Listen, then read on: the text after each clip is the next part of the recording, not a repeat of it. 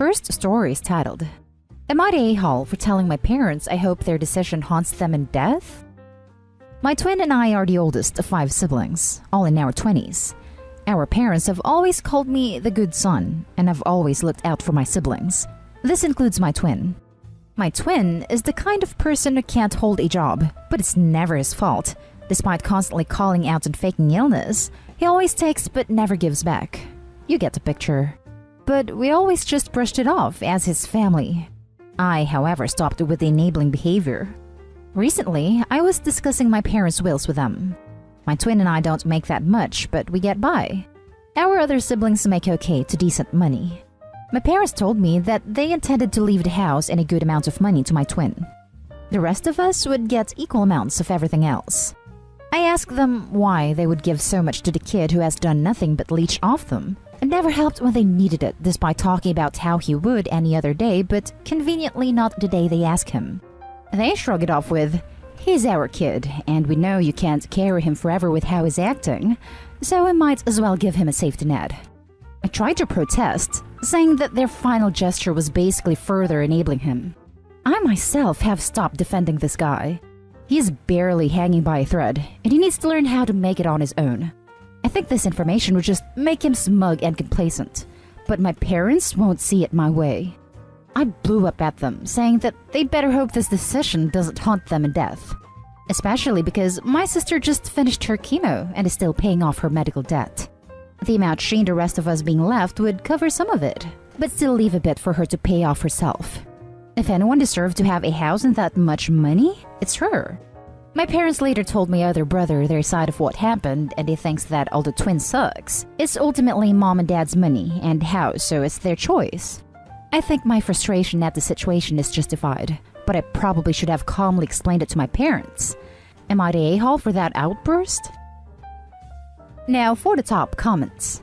I think your parents are pretty awful for worrying about the financial stability of a healthy moocher than they are about a child struggling to beat cancer. It is their money and they can do anything they want with it, but they look/sound horrible. As long as you are arguing that your sister should get more due to her vulnerability and not to increase your own inheritance, not the a-hole. Maybe you and your other siblings can donate your portions or part of your portions to her in order to help, if/when the time comes. Not the a-hole. I personally hate when parents play favorites in wills. It sets up terrible relationships after the last parent passes. I hope they reconsider. Yes, especially when it involves rewarding the slacker offspring. Not the a-hole. Not the a-hole, but remember this conversation when they need help in their old age. Really good point. I just hope the inheritance stuff doesn't extend to how they currently treat the daughter fighting cancer. Next story. Am I the a-hole for kicking my friend out of my car and telling her to never call me for a ride? A little backstory. I, 24 male, have a car rock. It used to be my grandfather's, and he would always have it in his car as a lucky totem, and had it for about 30 years, according to my mom, but he passed away when I was around 5. I don't have much to remember him besides a few pictures of us, his ring, a knife, and his rock. When I turned 18, my mom gave me the knife, ring, and rock because my grandfather wanted me to receive these on my 18th birthday. I keep his knife in my room, wear the ring every day, and in the past 6 years I've had kept that rock in my car too and kept it as a lucky totem as well. Sometimes when I drive, I'll have the rock in my hand and just rub my thumb over and it kind of gives me peace of mind. I don't really know how to explain it in words, I guess. So on to the story. This happened last night. My friend Jane, 26 female, car is currently in the shop for repairs of an accident. She got rear-ended and it messed up her whole back end. So the past week, she has either been Ubering or asking friends to pick her up when her shift is done, and that's around 7:30 p.m. Her work is about 30 minutes away from me and she lives about 10 minutes from me. So last night, she called me at 7 and asked me if I could pick her up, and so I said sure, no big deal. So I picked her up and everything was fine, until I picked up my rock and started rubbing it. Jane asked what was in my hand. I showed it to her and said, "This is my lucky rock. I sometimes rub it whenever I drive." She asked to hold it and I gave it to her. She told me that the rock is stupid, and before I could say anything back, she threw it out the window. I screamed, "What the hell? Why did you do that? Jane said, rocks are stupid and lucky items don't work. At this point, I'm probably 5 minutes away from her house, so I pulled over in a grocery store lot and asked her to get out. Jane asked why I was making a big deal about, so I told her the meaning behind a rock. And finally, I said, until you find that rock and give it back to me, never call me for a ride, and you're not allowed in my car again. She ended up getting out of my car, and I drove to the vicinity where she threw it at, and I spent about 2 hours trying to find it. During those 2 hours, friends from our group called me asking what happened, and I explained my side. Most of the group knew the significance of the rock because I've given them rides before and they asked about it. Those ones are on my side, but the last few are calling me the a-hole because I left a woman alone to walk home in the dark. I do feel guilty for kicking her out, and I feel like I could have handled the situation better. So Reddit, am I the a-hole for kicking my friend out of my car and banning her from entering my car over a rock? Edit. I will update if I do or don't find a rock. Thank you everyone for the kind words. It really means a lot. I haven't found it yet, but I'm getting a group together to help me search for it Friday.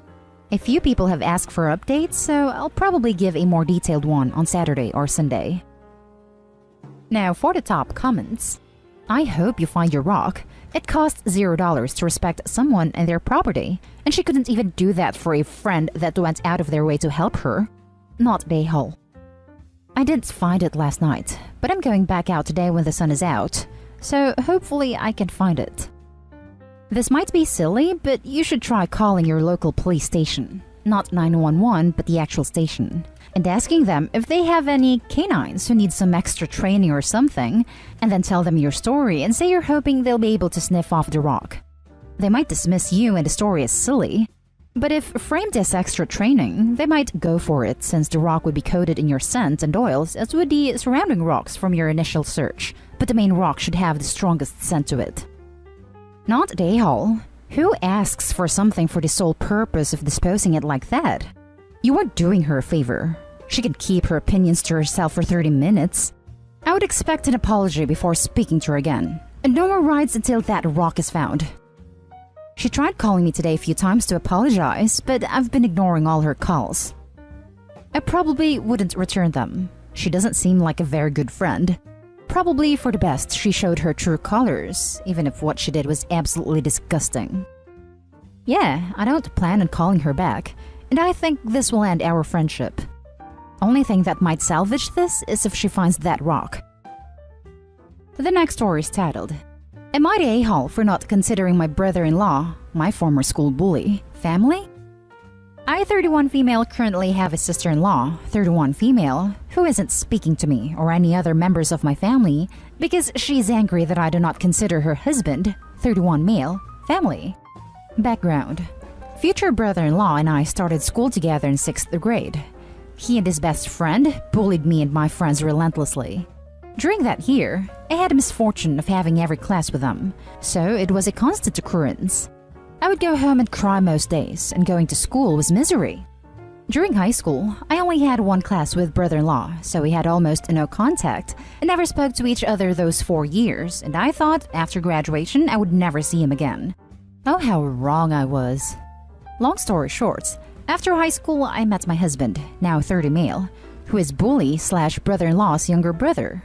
We started dating and got engaged young. Brother-in-law freaked out and told husband he could do better than me, that he was ruining his life by marrying me, he was going to end up divorced, etc. Fast forward 9 to 10 years. Husband and I have master's degrees, are happily married, 2 kids, etc. After almost zero contact during the college years as we were in different states, brother-in-law and his wife moved to our city while he is doing his medical residency. Not only that, they move in across the street because they like our type of house better than any of the other ones they look at. So family dinners with my parents-in-law and them become a regular thing. They end up having a kid, so now we do cousin get-togethers, etc. Brother-in-law and I rarely ever directly speak to each other. We mostly just inhabit the same space and are cordial. No one ever brings up the past.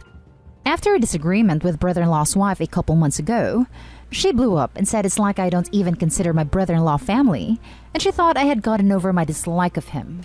I told her I absolutely did not consider him family, and that's never been a secret. She hasn't spoken to me since, and it's causing contention with the parents-in-law who want us to be one big happy family. Pretty much everyone thinks that the bullying was a long time ago and I need to get over it, especially because his family. I contend that I don't need to, and that being cordial to him is fine and the best it's going to get. Am I the a-hole for still holding a grudge and not considering brother-in-law family? Not the a-hole. Has he ever apologized for how he treated you in middle school? That's how the reconciliation process starts, not by you letting it go. No. Many years ago when he was still just dating his wife, she told me that he told her some of the stuff he would tease me with, but he was never going to apologize for what he did. Then no, not an a-hole. He hasn't grown up. He's still a bully. Brother-in-law freaked out, told husband he could do better than me. He sounds like such a charmer. Not an a-hole. You are being polite to him, which frankly is graceful in the circumstances. If he had apologized to you of his own initiative, and if he had seemed genuinely contrite, then it might have been time to try to forget the past, since kids are a-holes. But not only has he not apologized, he still regards you as less than him. So you are absolutely not an a-hole. Not an a-hole. But why did you marry his brother? The info that his older brother was my abuser would have sent me running for the hills. I married him because he's a wonderful person and nothing like his brother. I struggle to believe they grew up in the same household. We were also friends before I even knew who his brother was. Would it have been better to drop him and refuse to have anything to do with him once I found out who his brother was? I know if someone suddenly stopped being friends with me just because they found out my sister was a jerk, I would feel that's unfair. Now for the last story.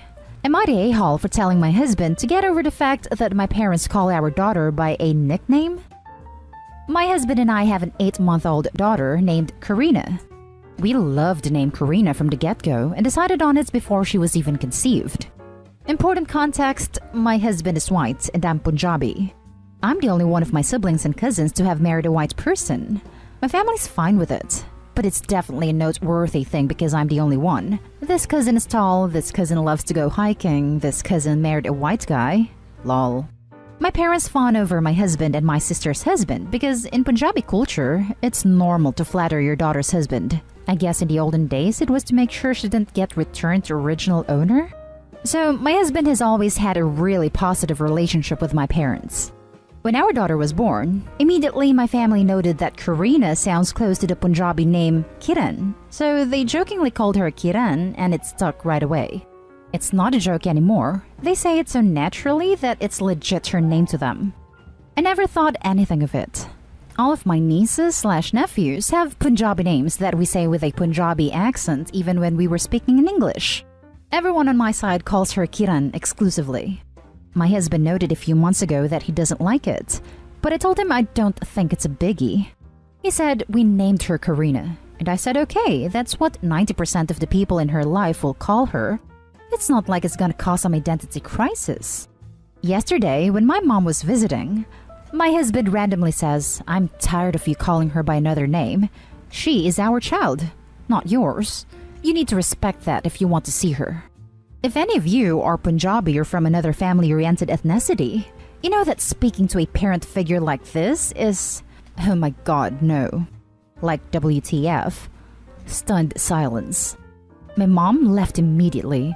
She told my dad and he was pissed. He told my brothers and they were damn near seeing red. Again, for Punjabis, someone speaking like that to your mom is the epitome of fighting words. I told my husband 2 things. 1, he needs to get over the nickname. It's not that deep. It's not gonna cause an identity crisis and there's no damn control to fight over. My parents see our daughter maybe twice a week and just to play and spoil her, aka normal grandparent stuff. 2, he can never, ever speak to my parents like that. Any issue with them needs to go through me. I think we can salvage things from here. But if he ever said something like this again, and it got back to my siblings, things would go south real quick.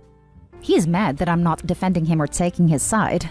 I've listened as he explained her birth name is Karina, that is her identity. We can't let other people change her name.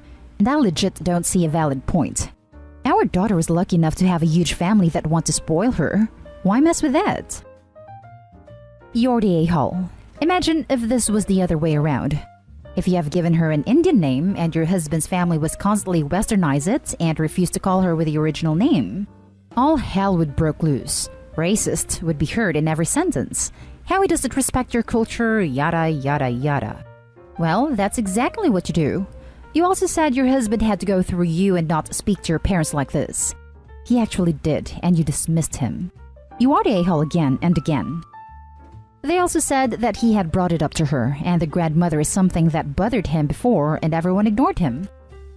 Exactly. I don't know why she chose her husband if he is always going to come second. You're the a-hole. Your husband is raising a child. Concerned just because it sounds the same, it is not the same. You are saying he doesn't have the right to express discomfort over a nickname they chose because they think it's close enough. Newsflash, this man is the father of the child you made together. He does have the right to say something about it, and he doesn't have to go through you to talk to them. You don't even describe what the two names mean. After reading all the comments, I'm going with you're the a-hole.